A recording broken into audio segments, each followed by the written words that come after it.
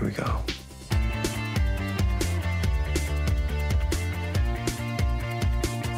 So, when's the party?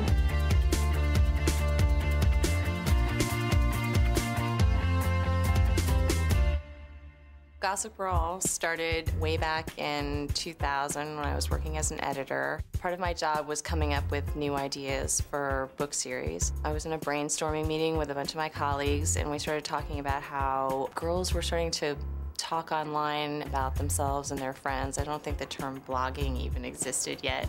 I'd kind of heard about Gossip Girl as a publishing phenomenon. So they sent me the books, I read the first one, and although I wasn't necessarily thinking, like, how do I do another teen drama right on the heels of having just done one, there was something about the books that really struck me, and I thought there could be a real show here. Everyone knows Serena, and everyone is talking. I like the way that technology was incorporated into the show, that the way these kids, communicated with each other. I think Cecily, the author of the books, predated the blogs well before that they've reached their apex now. Yeah, she was really ahead of the trend. I would like to say that I sort of foresaw the future and I knew what was going to happen, but it's really a little bit coincidence that this became kind of like this huge thing. She kind of imagined, well, what if kids used internet-based technology to communicate rumors about each other? This is like a 12 or 13-year-old concept when blogging and websites and texting was like a thing of the future, and it really didn't exist yet. So it's actually very forward-thinking, which people probably don't know. We sort of used the first book as the basis for the pilot, and one of the main things that we had to think about was how to get into the characters. Then I went to New York for a couple weeks to do some research. I had a great afternoon with Cecily von Zagazar, who wrote the books. We had lunch at Barney's, and we walked all the way up into the 90s, and she showed me her old school and all the places that they used to hang out. Then I met a couple girls after that and interviewed them. I got to read extensive 20-page interviews, which are just mind-blowing. Things that if we put it in our show, people would be like, that's impossible, that would never happen. Obviously it's television, it's glamorized a bit and whatnot, but it's that is in essence what these 14-year-old kids are going to these parties and unchaperoned. I have spoken to a few of them and said, is it real? And they say, well, high school's and this is fun and interesting, and we don't exactly get to wear that to school. But for the most part, they do have these cotillions and parties, and their parents are always jet-setting, and they have limos and credit cards, with bottomless accounts, and it's quite an interesting life to live.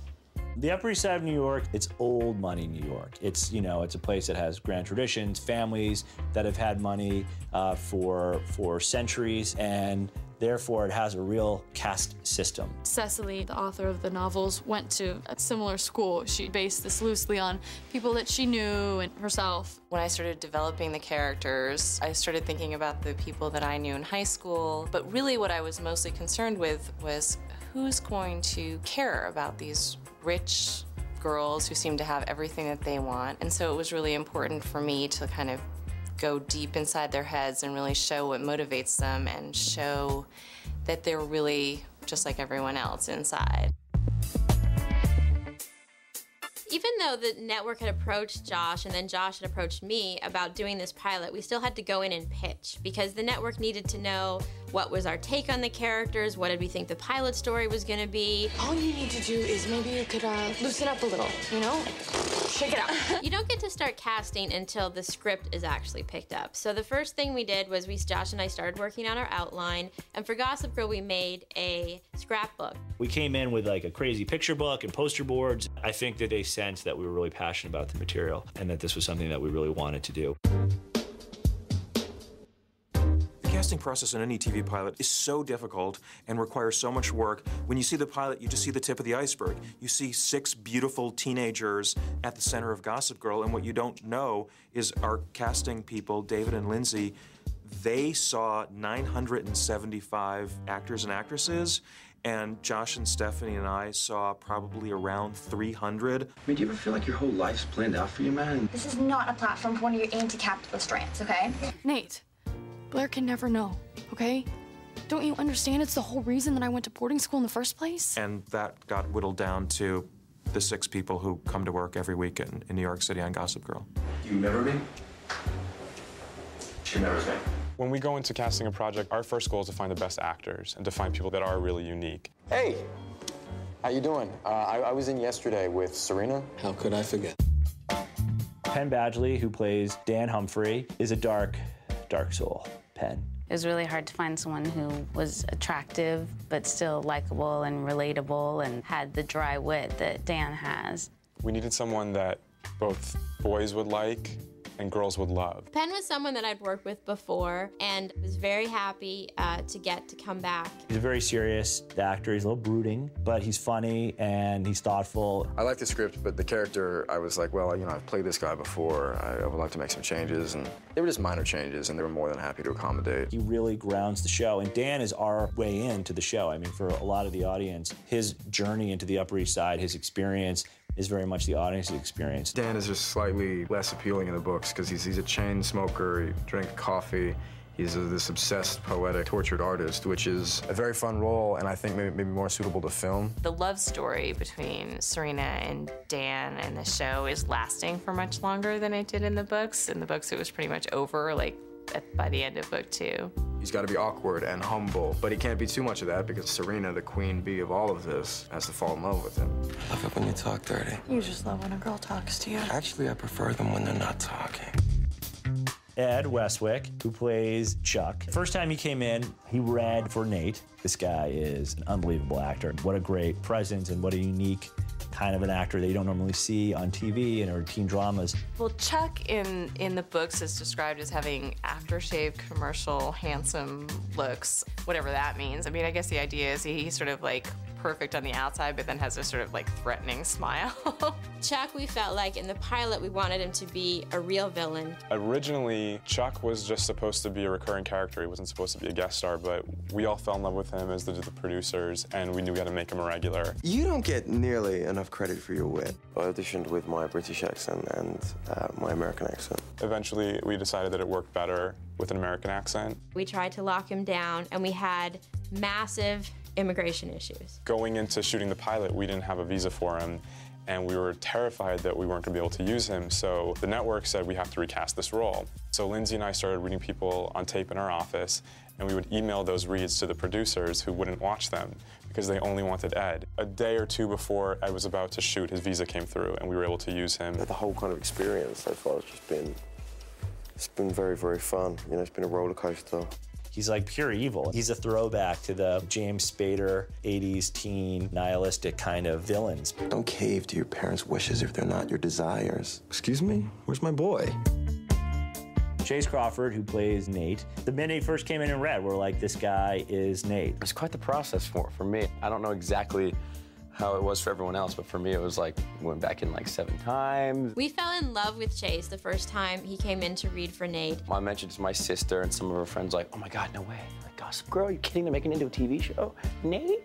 So then I realized exactly how big the books were to these teenage girls. Chase is a heartthrob. I mean, you look at him, you know everyone's gonna love him. He hadn't done a lot before. He'd been in like 1 movie. He was over on the swim team, I think, going to school when he decided to try his hand at acting. Nate's a little bit different in the books. I think he's a little bit more indifferent. Actually, in the books, Nate is pretty much stoned all the time. He's probably a little bit more complex in the show than in the books. You get that there's a real sense of decency in Nate from Chase. And I think that that is a quality that allows you to understand that this is a guy who's on a journey and he makes you want to take that journey with him.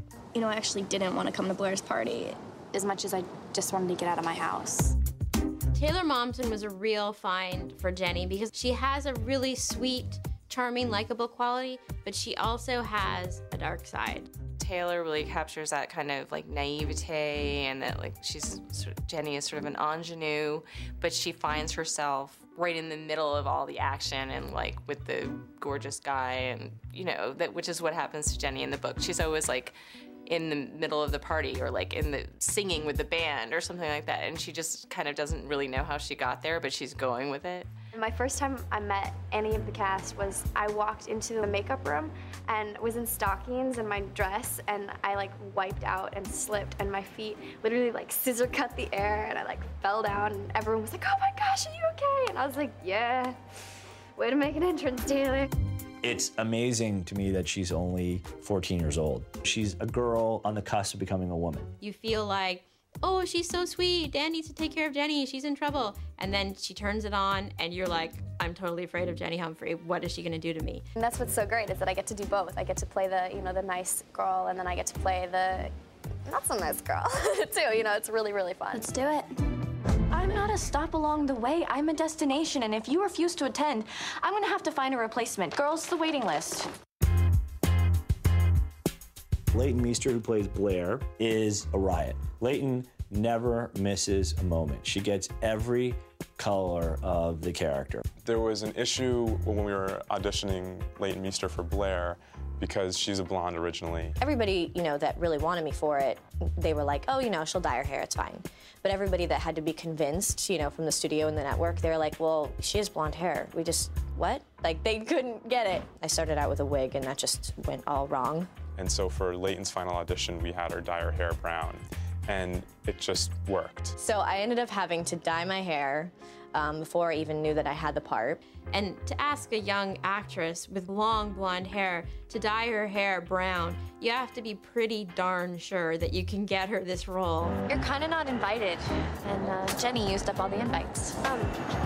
Actually, you can go now. It was important to find someone who could be as evil and mischievous as Blair can be, but with Leighton, you get that vulnerability. She's evil, she's insecure, she's always striving, she's always worried about status. But I think because Leighton plays that character with so much joy and she's so funny about it. Blair is probably a character that's the most like her character in the book. I think the Blair in the book is really fun, and she's kind of someone who's always scheming, always has a plan, always has something that she wants to achieve, and it never quite works out, no matter how hard she tries to manipulate the situation. Always understand what's driving her and what's making her tick. Blair, stop. You can talk to me. Blake Lively, who plays Serena Vanderwoodson, is a force of nature. She's one of those people that walks in a room and everybody turns, and she is Serena in that way. Serena was a character that we felt needed a bit of work because in the books, she's a really fun, funny character, but she's almost kind of Blair's foil in that Serena, things just come to her so easily, nothing's ever a problem. She kind of treats people badly without really thinking about it, and then somehow things always go her way anyways. It's rare that we both read a script and have the exact same person in mind, and Blake was it. Blake Lively was absolutely our first choice. She was, at the time, not interested in doing television. When I was approached for Gossip Girl, I'd only ever done movies, and I wasn't sure that I wanted to do a TV show because it's 6 years of your life that you commit to being one character with one cast, playing one role. But then I think once she read the script and met with us, she wanted to do it as badly as we wanted her to do it. I read the first book. All my friends had read the books in school. I did want to get a good idea of who Serena was, who the people were around her, how they act in relation to one another, and how they affect each other's lives. She is the ultimate California girl. So transforming her into a New York socialite and giving her that attitude and that edge and that sort of dark partying past was not necessarily something that was in Blake's experience, but something that she was excited about, and the challenge of that and taking that on. She sends herself to boarding school, and she faces a lot of persecution from her friends for disappearing and coming back and not going out and not partying and not sleeping with everyone. So she really goes against the crowd to try to do the right thing. Spotted at Grand Central, bags in hand, Serena Vanderwoodson.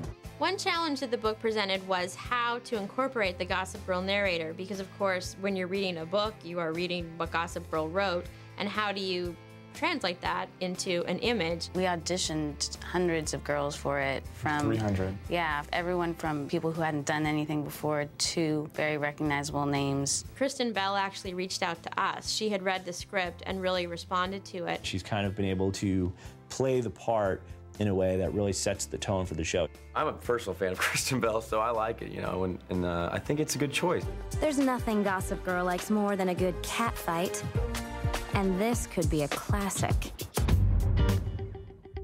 When we started the process, there was a strong part of me that said, this is a series about New York. We should have a New York cast, and instead we're casting completely out of Los Angeles and bringing all of these people in. And I must say that my New Yorker pride was a bit insulted by that fact, just knowing the kind of casts that we have here and just feeling like I'm sure we can find this incredible group of young actors here who can do this and have the authenticity of having grown up here, living here, knowing here. But once I met our cast, I was like, okay, I get it. Well, it must be a shock for someone who thinks she knows everything. They wound up with all LA, but they got me. I'm a local, so to find a pilot that was not LA shoot, something that was close to home, was just perfect. I was really passionate about wanting to shoot the show in New York, the most exciting city in the world, at the most exciting time in your life, you know, teenagers in that world. That was something that was pretty cool, and it was something I hadn't seen before on TV. The only place you could see New York on television is if you wanted to look over the dead bodies, you know, when people were solving crimes. 8 Henry, take 1. The city's really opened their arms up to the show. There's crazy street noise, buses and subways and people screaming and walking into the shot. When we had to shoot the pilot out here, we knew that they're gonna try to end up shooting here if it got picked up, and I remember kind of being a little bit hesitant. And they put us up at the Gramercy, and about after a week, I think I fell in love with it. We came to New York pretty much transplants. We all stayed in the same hotel for the pilot. It was like instant connection. It was like going away to camp or something. Everybody was kind of discovering the city together. I love New York. Like, New York's the best. You can't beat it. The energy and the city and everything is just so cool. The first day of filming we were filming at the Met, and it was so cold. I remember that it was absolutely freezing. It was my first time I got to work with Leighton, with Blake, and it was great. You know, it was a really great scene. Hi, I'm Serena. I know. Hi, I'm Jen.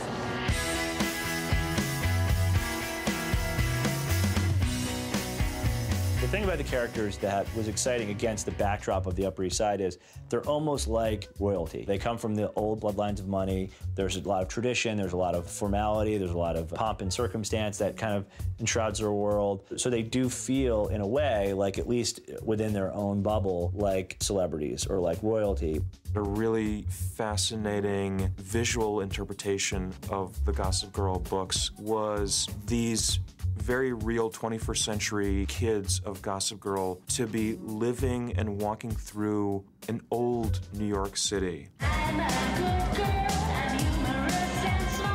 So we came up with this notion of a modern-day Marie Antoinette. We wanted the backdrop and the setting to feel timeless. And that really helped guide a lot of decisions. That had impact on our color palette and the sort of decor we use. Right. And it was sort of like a spin on Marie Antoinette. it really worked. It gave us a real framework in which to approach every location and every scene. And the colors were pink and blue. And we actually brought that theme into Blair's bedroom. We chose this very, very lavish, overly decorated townhouse for the Waldorf residents. All the food we did was all these incredible colors and puffs and creams, and everything had that kind of lavishness. Both Stephanie and Josh wanted to incorporate pop music as well as indie rock and a lot of like local New York bands. Figuring out what the score for this show was going to be was kind of a real problem, because we felt like anything that traditional score, we would lose all the kind of modernness that we were going for. The Transcenders are these really great composers, and they've really understood what the sound of the show is. I'm Mike Frattantuno. Brian Leitman. Terrence Yoshiaki. And we are Transcenders. We're the composing team for Gossip Girl. It just felt like the perfect marriage. They were our only choice. Once we heard them, we had to have them. We sort of approach it from more of a band standpoint. We sometimes sit here and just play along with the scene. As we watch the scene, we start shaping it and taking instruments out and really trying to convey the scene without being over the top or trying to like really hit the viewer over the head. Like, this is a dramatic scene, so you know, here's some dramatic music. Most of the instruments, the way we would record them if we were making a pop record, rather than, oh, we're gonna score this, let's get some cheesy sounding, you know, TV stuff. You know, we break out the guitars and the amps and like really try to get a sound that you would hear on a record. We all played in bands together for so long that the collaboration just seemed natural to do it that way. The sound of Gossip Girl was inspired by one piece of music that we had on our demo to get the composing job. All the people on the show, Josh and Stephanie, they seemed to really gravitate towards a piece of music that later we titled Steps of the Met, because it was the scene for the first meeting of Serena and Blair on the steps of the Met in the first show. You're kind of not invited. Since until 12 hours ago, everyone thought you were at boarding school. It also became the main title of the show, and it seems to encapsulate like that sound. You know you love me. XOXO. Gossip Girl. I was really impressed. You never know how anything's going to turn out, and I was really impressed when I saw the pilot. It was flashy, but it had substance. Getting to see the product with music added in, with editing, with the directing, and getting to see everybody else's work that we didn't really see on set was really incredible. It's just so strange to see it come to life, you know. It's the first time you're really watching yourself as that character or anyone else as those characters. What I think was refreshing about it was the way it encompassed a lot of elements of society. Don't you think we're taking this class warfare thing a little too far? There's one sequence in the pilot, which is when Chuck takes Serena into the kitchen and Nate is telling Blair the truth about what happened between him and Serena back at the Shepard wedding, and Dan is going in search of Serena, and it's this sort of suite of scenes, and that was cut by our editor, Tim Good. I'm so sorry. Are you okay? That was like such a home run sequence for the whole deal. It's so great, you know, and I was just like blown away by it. So yeah, we were all pretty like, wow, it's got some potential. Being a part of the cast, we get these opportunities that like really only the kids in the show would have. Like socialites who've lived in New York for years and been part of like the upper echelons don't often get to do the kind of stuff that we get to do, because we're in a show about the city, in the city, almost by the city. The whole experience of the books being made into a TV show has just been incredible. It's been really fantastic. The girls, they really do like the show. The experience has been so amazing, and it's pretty mind-blowing to have the best wardrobe out there. What Gossip Girl is about for us, and why we think it's become such a huge internationally best-selling book series, and why it's become a hit TV series, is that balance between fantasy on the one hand and relatability on the other hand. We can relate to them no matter what walk of life we're from, because they're going through most of the same issues as anybody else, but it's higher stakes because everything they do is being so closely watched. It's a world that we've been pulled into. It's not just like we're acting on a show. To step back and watch it all grow is really an amazing thing. What happens next? Only time will tell. XOXO. Gossip Girl.